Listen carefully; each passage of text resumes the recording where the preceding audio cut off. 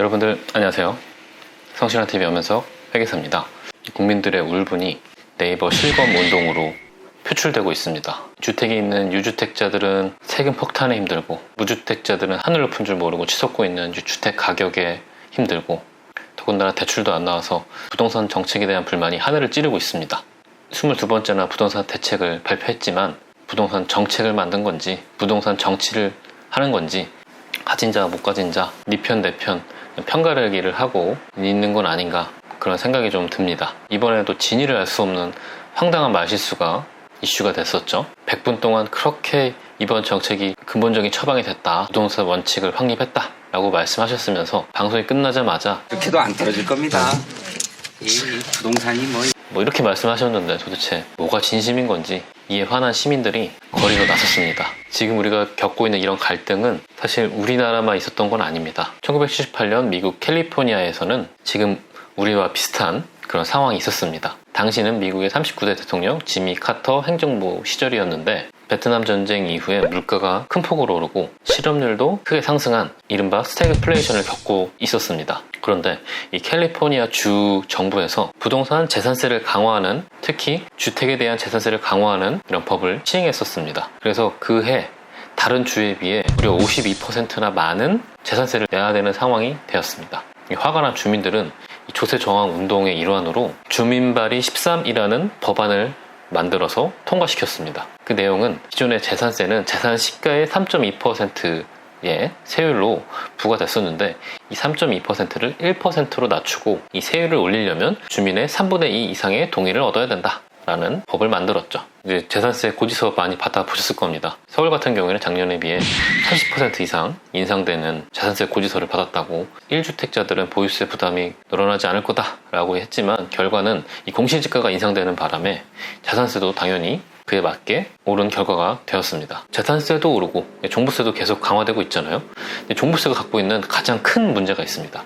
많은 분들은 아실 수도 있는데, 이 종부세는 이중과세 문제가 있습니다. 이중과세가 뭐냐면은 하나의 그 과세 대상에 한 번만 세금을 부과하는 세법의 기본 원칙이라고 할 수 있습니다. 주택 하나에 대해서 재산세도 내고 종부세도 내고 있는 그런 문제가 있어서, 이 문제를 해결하기 위해서 이 종부세를 낼 때 내가 냈던 재산세 부분만큼은 공제를 해줍니다. 자세하게 말씀드리면 좀 복잡하긴 하지만, 이 종부세를 계산할 때 빼주는 재산세는요, 내가 냈던 재산세를 100% 빼주는 게 아닙니다. 재산세는 해당 부동산 하나하나에 대해서 부과되는 거고, 종부세는 개인이 갖고 있는 모든 부동산 합쳐서 과세하는 방식이다 보니까 비슷하지만 좀 달라요, 계산 방식이. 또 재산세는 지방세고 행안부 소관이고, 종부세는 기재부 소관이다 보니까 같은 듯 하면서도 좀 다릅니다. 이중과세 문제를 조정하기 위해서 재산세를 빼주는데, 이걸 완전 100% 빼주기가 매우 어렵습니다. 내가 냈던 것보다 적게 빼줘서 이중과세 문제가 여전히 남아있다 라고 해서 이미 대법원 판결도 나와 있습니다. 대법원에서 이 이중과세 문제가 해결되지 않았다 라고 해서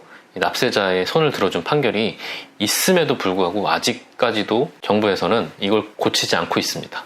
지금 현행 종부세 계산 구조상 2021년까지는 여전히 이중과세 문제가 있습니다. 간단하게 말씀드리면, 종부세에서 빼주는 재산세를 계산할 때 내가 냈던 재산세 금액에다가 분모분의 분자를 이렇게 하는데, 분자에 공정시장가액 비율을 곱해주는데, 대법원 판결은 공정시장가액 비율을 곱하지 말고 그냥 100%를 하고 재산세를 공제해줘야 된다 라는 취지로 판결을 했지만, 지금 21년까지는 공정시장가액 비율이 95%여서 여전히 문제가 있고, 2022년부터는 공정시장가액 비율이 100%이기 때문에 이 문제는 해결이 됩니다. 이게 이 판결이 2015년도에 나왔으니까 뭐 적어도 2015, 16, 17, 18, 19, 20, 2021년까지 내는 종부세에는 대법원 판결에 근거해서 여전히 이중과세 문제가 있기 때문에 국세청에 경정청구를 한다거나 아니면 뭐 소송을 한다거나 해서 우리가 내는 종부세에 대해서 돌려달라고 요구를 할 수 있지 않을까라는 생각이 좀 듭니다.